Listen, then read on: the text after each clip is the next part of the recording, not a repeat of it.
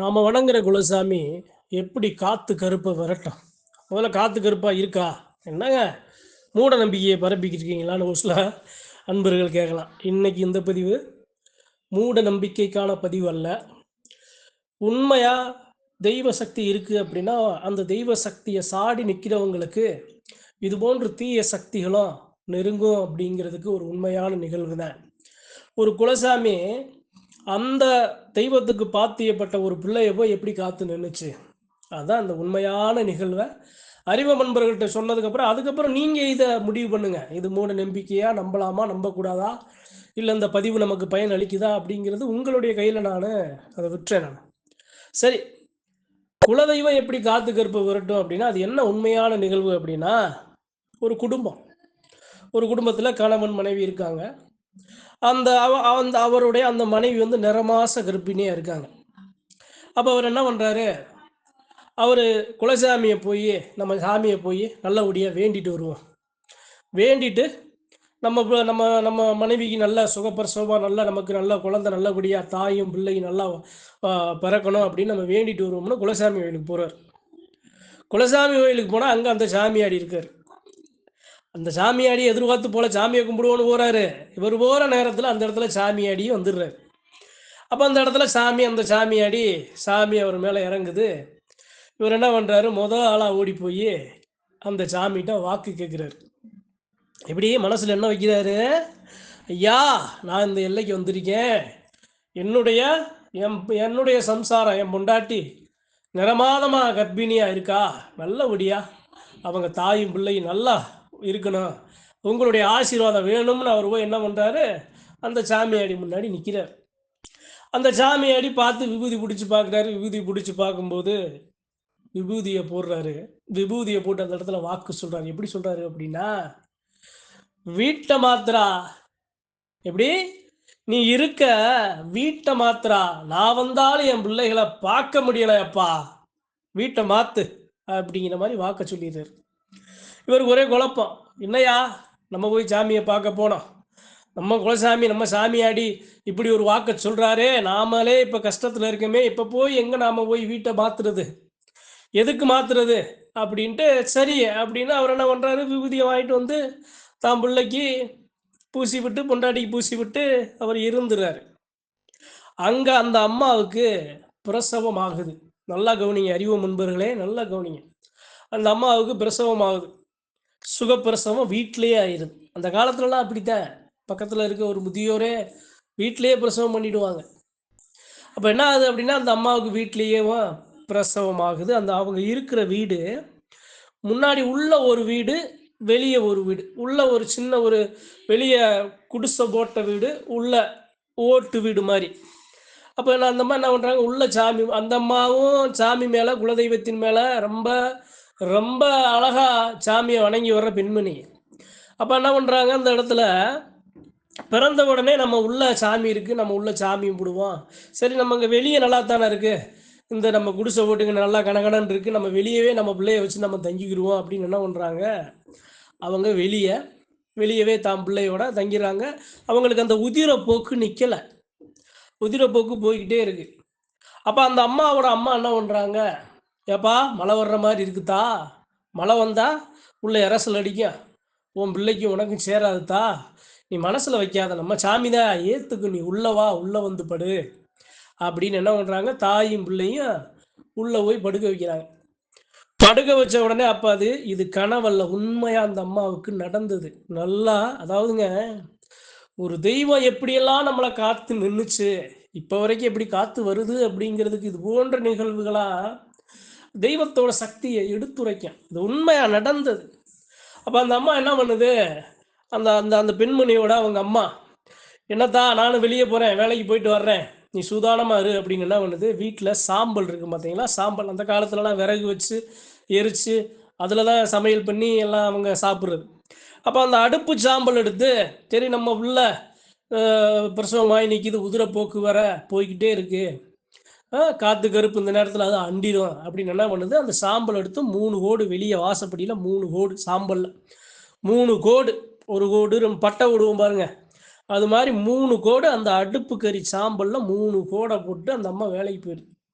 அப்போ அந்த அம்மா உள்ள படுத்திருக்கு. நல்லா மோடம் போட்டு அப்படியே அந்த நல்லா மழை வர்ற மாதிரி ஒரு இதில் ஒரு பெண்மணி, பக்கத்தில் ஒரு பெண்மணி, அந்த வீடு உள் வீட்டுக்கு பக்கத்தில் ஒரு ஜன்னல், அந்த ஜன்னல் ஓரமாக ஒரு பெண்மணி மஞ்ச சேலை கட்டி, அந்த மஞ்ச சேலையை முக்காடு போட்டு அந்த பெண்மணி அங்கன நிற்கிது. இந்த அம்மா என்ன பண்ணுது அப்படின்னா, இந்த அம்மாவுக்கு ஏற்கனவே அந்த உதிரப்போக்கு போகுதே, குழந்தை பிறந்து 3 நாள் 4 நாள். அப்போ என்ன பண்ணுது, அந்த ஜன்னல் பக்கம் தெரிஞ்ச உடனே அந்த அம்மா என்ன பண்ணுது, மெதுவாக எந்திரிச்சு, என்னம்மா ஏன் இங்கே நிற்கிற, யாரு நீ அப்படின்னு கேட்குது. அதுக்கு அந்த அம்மா சொல்லுது, நான் உனக்கு தெரிஞ்ச ஆளுதேன், உனக்கு நான் தெரிஞ்ச ஆளுதேன் அப்படின்னு சொன்ன உடனே, நீ யார் என்னன்னு தெரியலையே. இல்லை, உனக்கு நான் ரொம்ப தெரிஞ்ச ஆளுதேன் அப்படின்னு சொல்லுது. சரிப்பா, நீ முன்னாடி வா, நீ யார் என்னன்னு எனக்கு தெரியல, நீ முன்னாடி வா, வீட்டு முன்னாடி வா அப்படின்னு அந்த ஜன்னல் வழியா வீட்டு முன்னாடி கூப்பிடுது அந்த அம்மாவை. அப்போ அது முக்காடு ஓட்டுக்கிட்டு உள்ளே வருது. உள்ளே வரும்போது வெளியே போட்டிருக்குது சாம்பல் கோடு, அடுப்பு சாம்பல் கோடு. அந்த அம்மா, இது உண்மையாக நடந்தது. அந்த அம்மாவுக்கு அந்த பெண்மணியோட அவங்க அம்மா, நம்ம வெளியே போகிறோம், இது மாதிரி நம்ம பிள்ளைக்கு உதிரமாக போகுது, இந்த நேரத்தில் நம்ம பிள்ளைய நம்ம பார்த்துக்கிறணும், காற்று கருப்புலேருந்து நம்ம பிள்ளைய காக்கணும் அப்படின்னு அந்த அடுப்பு சாம்பல் போட்டிருக்கு, கோடு போட்டிருக்குல, அந்த கோட்டை தாண்டி அந்த முக்காடு கோட்டை அந்த பெண்மணினால உள்ளே வர முடியல. அங்கே வெளியே நின்று உள்ளே கூப்பிடுது, ஏக்கா வெளியே வாக்கா. ஏப்பா, இல்லைப்பா என்னால் வர முடியலப்பா, நீ அப்படியே உள்ளே வா. இல்லைக்கா, என்னால் உள்ளே வர முடியாது அப்படின்னு சொன்ன உடனே உள்ளே இருக்க அந்த அம்மா என்ன பண்ணுது, குழந்தைய படுக்க போட்டு மெதுவாக எந்திரிச்சு வெளியே போய் கோட்டை தாண்டலை. இந்த அம்மாவுக்கு பயமாகி போச்சே. அதாவது எப்படின்னா, எது மாதிரி பயம் அப்படின்னா, உதிரம் இருக்குது, அதனால் நமக்கு உடம்பு நம்ம ரொம்ப ஒரு பலவீனமாக இருக்கும், அதனால் நம்ம அம்மாவும் சொல்லியிருக்கு வீட்டை விட்டு வெளியே போகக்கூடாதுன்னு, அதுவும் சாம்பல் கூட போட்டிருக்கு அப்படின்னு அந்த அம்மா என்ன பண்ணுது, அந்த சாம்பல் கோடுக்கு உள்பக்கமே நின்றுக்குச்சு. அதுக்கு அந்த பெண்மணி, என்னக்கா வெளியே வா. இல்லைப்பா, நீ யார் என்னன்னு எனக்கு சரியா தெரியும். நான் தான்க்கா, நான் தான், என் பேர் அப்படின்னு அந்த பேரை சொல்லுது.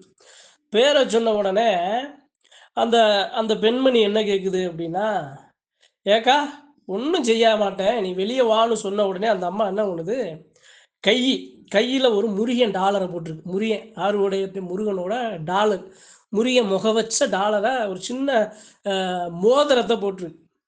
அப்போ என்ன ஆகுது அப்படின்னா, அந்த அம்மா மேலே பிடிச்ச கையை தூக்கி வெளியே அந்த தாண்டி போகும்போது அந்த இடத்துல அந்த மோதிரத்தை அந்த காத்து கருப்பு மாதிரி அந்த பெண்மணி பார்த்துருச்சு. அந்த மோதிரம் தக தக தக தகன்னு சொலிக்குது. ஜொலிச்ச உடனே அந்த பெண்மணிக்கு தெரிஞ்சு போச்சு, அத்தே அப்படிங்கிற மாதிரி. அது என்ன ஆகுது அப்படின்னா, பயந்து அந்த மோதிரத்தை கழட்டி வச்சுட்டு வெளியே வாக்கா அப்படின்னு கூப்பிடுது.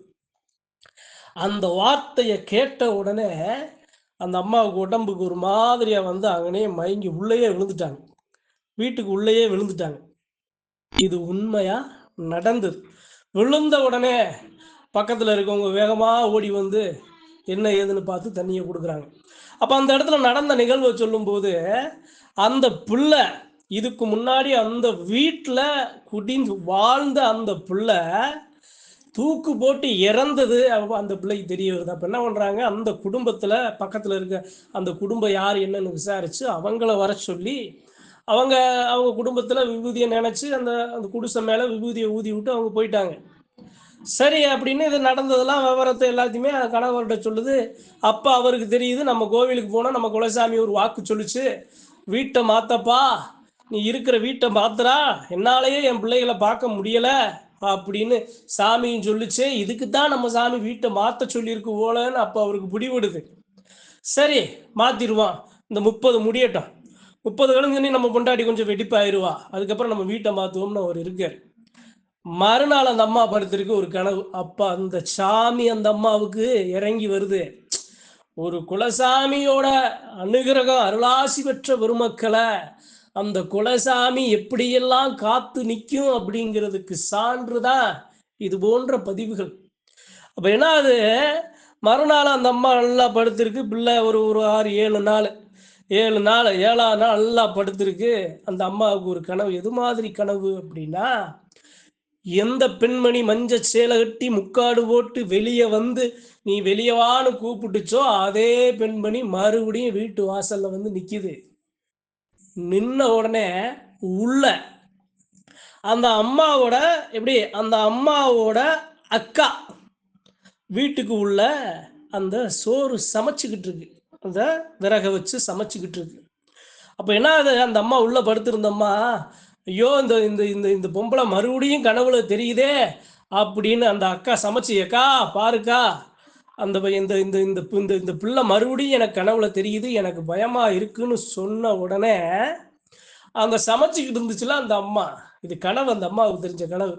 சமைச்சிக்கிட்டு இருந்த அந்த அம்மா என்ன பண்ணுது, ஒரு பார்வை வேகமா அந்த பிள்ளைய பார்த்துட்டு ஒரு முறைச்சு கொல்லி கட்டை இருக்கும் பாருங்க, அந்த சமைக்கிற அந்த கொல்லி கட்டையை எடுத்து விரட்டுன்னு விரட்டுது அந்த பொம்பளைய.